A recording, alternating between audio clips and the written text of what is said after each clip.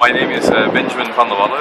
I'm a dancer and a choreographer working both in the black box as well as the public space.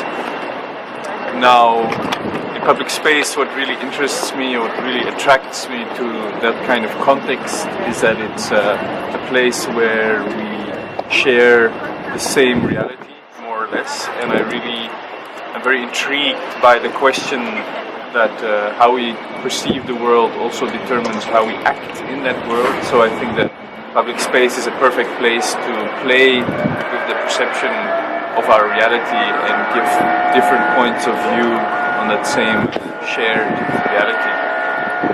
And I'm here in Copenhagen because I'm working on this big project which is called Studio Cité. It's like an art fair, like an art Tivoli, where there's many different installations that challenge your perception of space, of the other person and of your body. And the idea is to do it in 2 or 3 different places in Copenhagen, each time for 3 days. So we're looking for squares where we can have the right atmosphere and have these installations present. The idea is that we will be present with a container which will act as a bar, with then many different installations that all last about 10 minutes, where the audience is also becomes a kind of performer as well as a spectator at the same time. The works themselves only last 10 minutes each, so you can really jump from one experience to the other. They all have something innocent to them, so very accessible, but at the same time, once you try it, it's something that people never have done before, so it really surprises them, takes them off their everyday reality or their everyday rules and habits. So, we are at Amabo.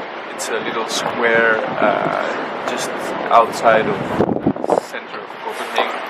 And what is great about this square, it really has this self-contained, spatial feeling to it.